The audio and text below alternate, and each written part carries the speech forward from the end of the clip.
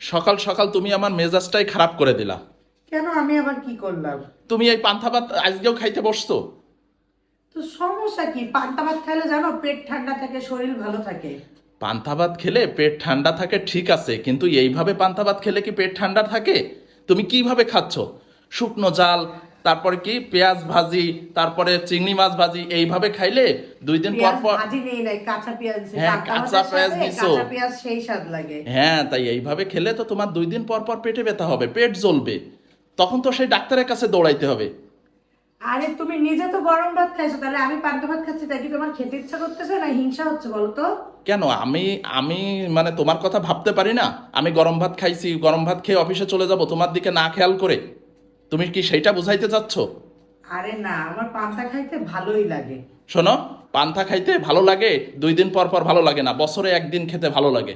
ঠিক আছে? আর তুমি এই পান্তা ভাত না খেয়ে কেন বুয়াকে দিয়ে দিতে পারতে না? কি বলো তুমি এটা? তুমি কি জানো সে একটা গরিব মানুষ, আমার বাসায় কাজ করে, তাকে আমি এই বাসি পান্তা দেব? হ্যাঁ, তো সমস্যা কি?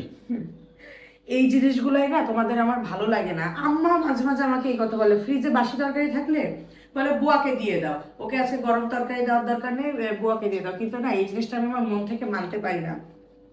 সে গরিব মানুষ, সে আমার বাসায় কাজ করে শুধুমাত্র একটু ভালো কোনো কিছু আসে, মাস শেষে একটা টাকা পায়, বা আমি তাকে যে ভালো মন্দ খেতে দেই না। হ্যাঁ, শুধুমাত্র সে কাজ করে, মাস শেষে টাকা পায়, তাহলে দিতে পারবা না কেন? সমস্যা কোথায়? আমি তো এই এইটাই তো। জিনিসটা বুঝলাম না। আচ্ছা, আমরা মন চাইলেই না গরুর মাংস কিনে খেতে পারি। এই আমার কাজের বুয়ার কি সেই সামর্থ্য আছে?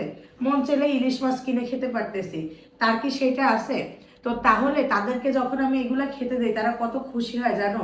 আর তাদের এই খুশিগুলোর জন্য আল্লাহর তরফ থেকে কত সওয়াব আসে। না, এই যে 2 দিন আগেই আমাদের যে নিচে কেয়ারটেকার, ওকে ডেকে ইলিশ মাছ দিয়ে ভাত খাওয়াইছে। ওই যে কি তৃপ্তি সহকারে ভাতগুলা খাইছে, আর খাওয়ার পরে বলতেছে ভাবি কত বছর পরে যে ইলিশ মাছ খাইলাম। শুনে আমার এত কষ্ট লাগতেছিল যে মানুষ কত অসহায়, তাই না? মন চাইলে একটু পছন্দের খাবার খেতে পারে না, আর সেখানে তুমি বলছো বুয়াকে আমি পান্তা ভাত খাওয়াবো? কখনোই না, আমি পারবো না। তবে তুমি এই কথাটা ঠিক বলছো। তা তুমি একা না খেয়ে তুমি তো আমাকেও দিতে পারতা। তোমাকে দেব? হ্যাঁ। এই রাত্রে থেকে ভাতে পানি দিয়ে রাখছি, এই ভাতে হালকা একটু গন্ধ হয়ে গেছে।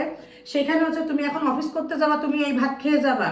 তা তুমি খাইতে পারলে আমি তারপরে খাইতে বাসার পারবো না কেন? অন্যান্য মানুষ যারা আছে, আম্মা আম্মা বয়স্ক মানুষ, তার রোগের অভাব নাই, তাকে আমি এই পান্তা ভাত খাওয়াবো।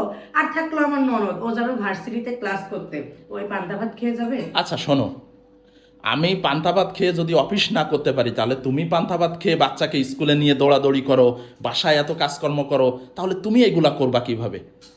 আচ্ছা, তোমার অফিসের দেরি হয়ে যাচ্ছে না? তুমি আজকে আমার পান্তা খাওয়ার পিছনে লাগলে কেন বলো তো? শোনো, আমি লাস্টবারের মতো তোমাকে বলতেছি যে সময় থাকতে তোমার অভ্যাসগুলা পরিবর্তন করো।